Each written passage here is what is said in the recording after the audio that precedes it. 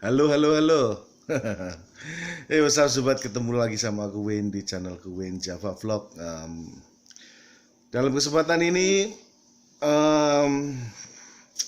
lagi relax, of course ya. Aku doain kalian semua sehat. Dan perkenalkan, nama saya Wayne. Saya asal Tulungagung, Jawa Timur, Indonesia, dan saya sekarang tinggal di Amerika. Her name is Make Happy. Ini anak paling kecil yang selalu nongol-nongol. Yang bikin Dedi awet muda juga ini. Right? Yeah. Yeah. I always make sounds like that. Always make a sound. That's what she love to do. Uh-huh. Okay, say bye-bye. Bye. Okay. Well, saya ucapkan terima kasih bagi teman-teman yang udah subscribe, dan yang bagi kalian yang baru gabung di channel saya ucapkan selamat datang, dan tolong subscribe, dan Anda boleh share ini video ke teman, ke saudara, ke siapa saja, karena seperti biasa, video ini yang saya bikin selalu berisikan informasi tentang bagaimana cari visa, bagaimana Anda imigrasi Amerika, bagaimana Anda pergi dan kerja, ataupun informasi anything tentang Amerika atau kehidupan di Amerika, begitulah pada dasarnya. Jadi free to share. Oke, free to share. So hanya tentang informasi, dan mostly memang saya bercerita tentang pengalaman saya, pengalaman saya selama ini. Dari bagaimana awalnya sampai akhir, sampai saat ini gimana saya bisa tinggal di Amerika.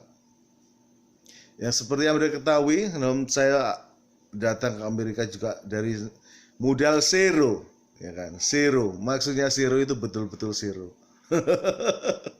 Saya juga bukan orang yang berbasis punya pendidikan tinggi, juga bukan orang yang punya pengalaman banyak, makanya pengalaman saya punya pengalaman karena saking lamanya saya di sini, mungkin begitu. Jadi waktu adalah guru, dan pengalaman yang terbaik bagi kita adalah guru yang terbaik bagi kita juga, begitu. Oke, seperti yang saya bilang kemarin,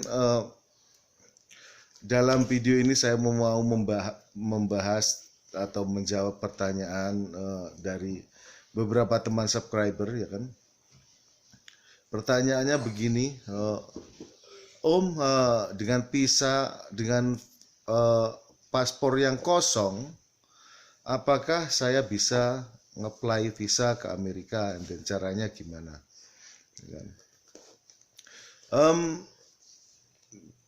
Untuk menjawab pertanyaan Anda, itu sama saja Anda bertanya pada saya langsung, jawabnya bisa. Caranya gimana? Dengan paspor kosong, ya kan? Seperti yang saya lakukan awal saya masuk ke sini, saya menggunakan visa B1, yaitu bisnis. Nah, caranya gimana? Caranya saya mengajukan visa dengan alasan saya training kerja.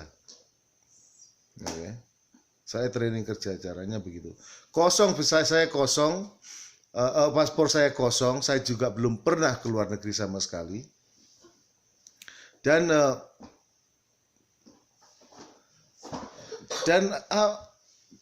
juga saya tidak menggunakan uang tunjuk sama sekali, begitu. Terus apa yang saya lakukan waktu itu? Yang saya lakukan adalah saya mendapat undangan, ya kan? Ini cara, okay? Ini akalnya orang Indo. Jadi waktu itu saya punya teman, yang ada di Surabaya itu, mengakali, ya kan? Sepertinya saya itu bekerja pada suatu perusahaan. Nah, perusahaan itu perusahaan printing, begitu. And then perusahaan printing saya yang ada di Surabaya itu beli mesin di Amerika. Dan sebelum mesin itu didatangkan ke Indo, saya harus diajari dulu. Salah satu dari perusahaan tempat saya bekerja di Surabaya itu harus diajari dulu sebelum itu mesin didatangkan ke Indonesia. Jadi saya harus training 2 minggu, acaranya begitu. Nah, untuk meyakinkan hal itu terjadi, apa saja dokumen yang perlu saya diberikan. So, dari pihak perusahaan yang ada di Amerika ini, perusahaan teman di Amerika ini bikin surat undangan. Habis itu juga punya surat kontrak kerja tentang pembelian mesin. Itu saja. Jadi and then hubungannya punya hubungan kerja, and then ada stempelnya yang dari Amerika dikirimkan ke Indo. Itu saja dokumen yang saya bawa. And then saya maju ke embasi di Surabaya. Begitu maju ditanyain untuk apa ke Amerika, saya jawab untuk training kerja. And then training kerja apa? Saya jawab, perusahaan saya mau beli mesin di Amerika, dan sebelum mesin itu datang, aku harus di training dulu supaya bisa mengoperasikannya nanti sampai di Indo. And then ya udah, karena ada dokumen undangan juga, ada dokumen kontrak kerja, akhirnya udah itu aja. No more question. That's it. Oke, dapat. Alright, dapat. So, dapat visa. Nah, akhirnya cuma dapat visa itu sebulan. 3 bulan waktu itu. Dari Indonya saya dapat tiket 3 bulan. Dan 2 minggu kemudian saya terbang ke Amerika. Oke. That's all. Oke. So, itulah bagaimana cara saya ke Amerika tanpa uang tunjuk dan tanpa pergi ke mana-mana sebelumnya. So, paspor saya masih belum. Oke. So, ada caranya lagi ya. Kalau bisa Anda blong, paspor Anda blong, ada caranya lagi, yaitu dengan cara Anda nebeng, ya kan? Nebeng ini biasanya Anda bisa nebeng dengan orang tua Anda. Misalkan ini terjadi pada anak-anak, atau jika Anda belum pernah keluar negeri sama sekali, ya kan.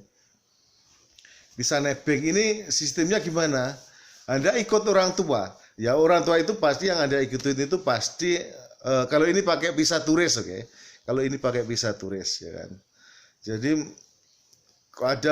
memang ada teman bilang, loh, saya punya teman, belum pernah pergi mana-mana, belum pernah apa-apa, and then cari visa turis, kok langsung dikasih visanya. Ya mungkin dia punya cara ini, nebeng. Yaitu nebeng orang yang sudah punya visa. Itu khususnya Anda nebeng dengan orang tua Anda, atau paman Anda, atau apa, Jadi Anda sistemnya diajak liburan bersama, begitu. Ya pasti ini syaratnya harus orang yang Anda tebengin, Anda yang Anda ikutin itu pastinya harus sudah biasa keluar negeri, atau pastinya udah banyak capnya di paspornya. Pastinya juga kadang lebih baik mereka itu juga sering pergi ke Amerika juga. Jadi di situ masuk akal, right? So, Anda diajak liburan bersama ke Amerika. Jadi Anda tidak harus menunjukkan paspor Anda punya tok-tokan begitu. Oke, ada macam-macam nebeng ya. Nebeng ini Anda bisa pertama kali nebeng orang tua ya kan tadi. Anda juga bisa nebeng sama bos Anda mungkin ya. Anda mungkin sama bos Anda. Jika kayak Anda jika Anda bekerja pada suatu perusahaan dan bos Anda ngajak Anda sebagai suruh tukang-tukang bawa tas atau sebagai asistennya atau gimana gitu. Dan yang pasti itu tadi juga syaratnya bos Anda harus punya tok atau cap keluar negeri yang sudah banyak, biasanya keluar masuk Amerika sudah banyak. Jadi sifatnya Anda itu cuma jadikan asisten and then itu ya begitulah caranya. Jadi sebenarnya banyak cara. Tapi kadang kadang apa ya? Ya memang susah gampang. Aku susah gampang. Tidak semua orang bisa lolos. Kadang kita udah persiapkan matang begini and then kadang kok masih ditolak juga gimana? Well, can you cover your mouth? Yeah. Can you pick up? Can you move? Can you? Thank you. Ya, agak sakit ini anak, agak sakit jadi. Can you go there? Thank you so much. Thank you. Batuk jadi pergantian musim kan di sini, ini mulai musim panas jadi somehow aku sendiri juga agak pilek. And ya bukan corona, udah kena 2 kali kena corona, masa corona lagi. Begitu. Oke, kembali ke visa tadi ya, nggak gampang, memang nggak semudah kita cerita. Tapi apa yang terjadi pada saya, betul. Saya juga tidak menduga, dan jujur berapa modal saya waktu ke Amerika, bukan modal ya. Biaya saya waktu itu cuman beli tiket doang, ibaratkan. Bila waktu ke Amerika waktu itu saya cuma paspor udah punya, ibaratkan cuma beli tiket doang. Nggak pakai uang tunjuk. Saya punya uang $200 di saku. Bayangin, $200 itu modal saya di Amerika. $200. And then habis itu menjadi orang ilegal lagi, men. Pengalaman yang sejuk dan jelimet untuk diceritakan. Seperti halnya yang kalian dengar udah dari ceritaku, dari awal-awal itu juga, banyak hal yang terjadi, banyak hal yang upside and down, banyak suka, banyak duka juga lah, begitulah sama. Oke, kembali lagi ke visa ya, tentang pencarian tadi, visa tadi. Ya, jadi di Amerika ini ya, saya ceritakan, hampir setiap kali presiden ganti, itu pasti setiap presiden baru itu mengeluarkan undang-undang baru tentang keimigrasian. Makanya kadang kok biasanya kalau presidennya itu yang Demokrat, dari Partai Demokrat, itu mereka isi. Kayak sekarang ini kan Joe Biden ya kan. Makanya tentang imigrasi tidak ketat. Makanya kalau Anda ingin ke Amerika ya saatnya ya saat ini memang ini saatnya gampang sekali masuk, tidak begitu ketat. Nanti kalau waktunya biasanya kayak Trump, kayak lihat waktu Trump itu Republikan, itu ketat men, itu di mana-mana, itu tidak cuma aja terjadi di Indo, but anywhere mereka tuh punya ya aku tidak tahu, mungkin orang Republikan memang tidak suka imigran masuk Indo masuk ke Amerika, jadi mereka tuh punya aturan-aturan yang lebih ketat lagi daripada Demokrat yang memegang pemerintahan. Jadi kalau Anda punya kesempatan ya datanglah saat ini ke Amerika sebagai turis, sebagai apapun, ngurus pun saat ini lebih gampang. Saya dengar ada berita beberapa hari lalu itu tentang tentang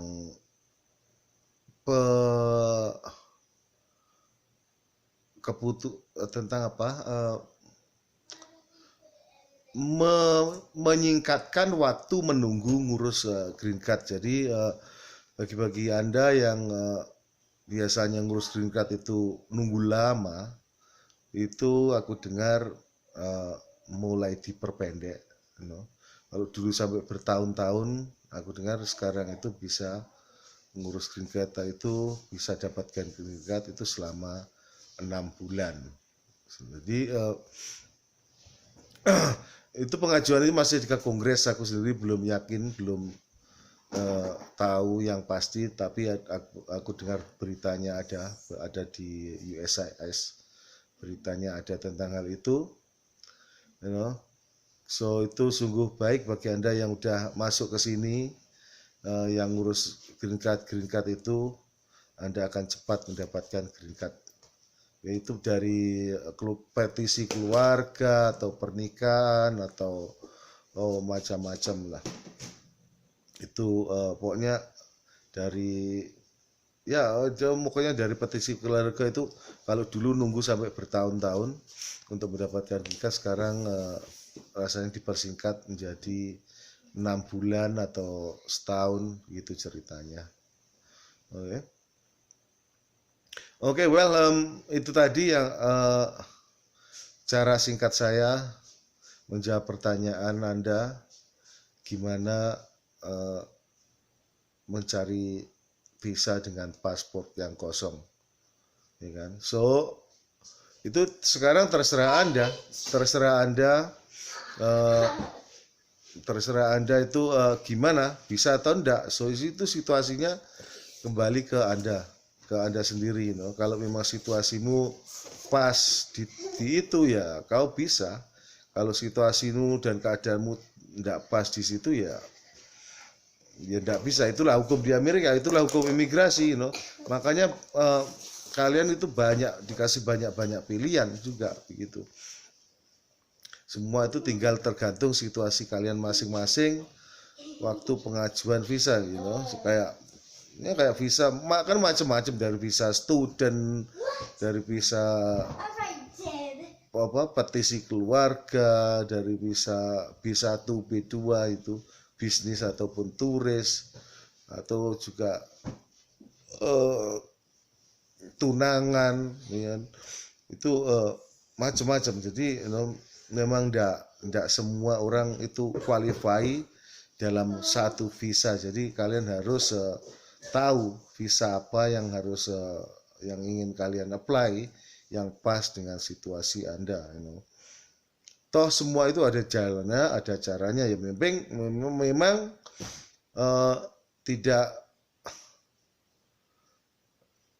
tidak secepat atau tidak semudah yang Anda kira, memang begitu.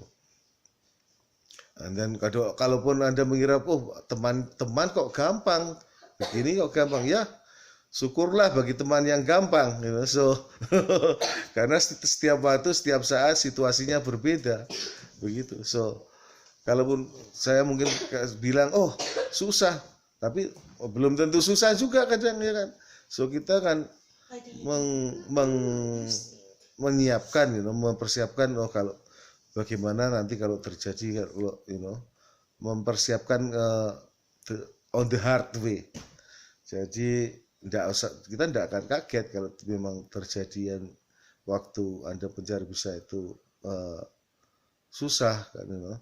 Toh kita persiapkan semuanya itu untuk menanggulangi, untuk mencegah agar kita itu tidak sampai ditolak, untuk mencegah hal itu. Jadi And in any way, semua orang yang mengajukan visa itu punya kesempatan 50-50. Tidak ada orang yang tahu, oh Anda pasti lolos, Anda tidak akan lolos. Semuanya itu dalam keadaan 50-50. Karena apa?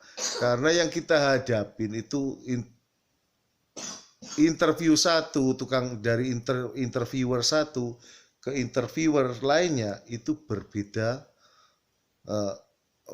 situasinya. Mereka pun berbeda mood dan juga berbeda, karena manusia, namanya manusia itu, kadang mereka pakai celana terbalik atau gimana, and then rasanya, and then akhirnya yang begitu mau interview udah marah duluan dari rumah. Well, kadang itu terjadi juga, meski mereka bekerja secara profesional, tapi juga namanya manusia, tetap aja, hal itu bisa jadi. So kita bincang di sini nih, kita cuman mencoba menyangka, menanggulangi ya, supaya semua itu kita bisa lolos dan mudah jalannya begitu. Jadi kalaupun di sana nanti kalian menghadapi sesuatu yang lebih mudah, ya udah darah mudah, and then dapat lolos gimana, ya kan, begitu. Dan juga aku sarankan kalian memang janganlah berbohong kalau kalau mencari visa, ya kan. Karena apa akibatnya? Itu akibatnya kalau sampai Anda ketahuan bohong. Ya tentang apa aja, tentang dokumen, tentang apa aja itu, Anda ketahuan bohong, Anda akan kena blacklist. Oke. Blacklist itu bisa berlaku 10 tahun atau 15 tahun. Oke. And then mereka itu punya data kalian. Oh kalian pernah bohong, karena kalian selama 15 tahun itu tidak bisa akan mengajukan visa lagi. Mengajukan visa lagi ketahuan, mereka tahu. Kecuali Anda ingin ganti KTP, but sidik jari Anda tetap kan. So tetap Anda akan ketahuan. Begitu. So kalau memang Anda ingin berbohong, ya persiapkan berbohong yang baik, tidak diketahui sama mereka. Gitu. And then ya banyak juga ceritanya tentang itu ya, yang ketahuan, kayak dari rekening koran atau apa itu, tentang dana itu, diatur atau bisa diatur. Aku di sini tidak tahu gimana caranya, but kadang ada itu pihak travel yang nakal ya, mereka tuh katanya bisa ngatur itu, tapi ya kalau tetap aja itu kerugiannya di Anda. Karena apa? Karena bagi mereka kalau sampai mereka ketahuan mereka bisa ganti PT, ganti nama. Kalau ketahuan Anda tidak bisa ganti nama. 10 tahun apa 15 tahun Anda tetap aja kena blacklist. Alright. Oke, ya cukup sampai di sini aja bincang-bincangnya. And then kalau Anda ada pertanyaan, gue tulis kolom di bawah, ya. And then so kalau ada masukan, gue tulis komen di kolom bawah. Dan senang saya ikut berbagi pengalaman saya kepada Anda. Dan seperti halnya biasa, saya akan bikin video lagi besok tentang apalagi ya besok ya. Kita pikirkan dulu, tapi pasti ada aja besok ya kan. Oke, sampai ketemu lagi di lain kesempatan, dan jaga diri baik-baik. And have a nice day. Bye-bye.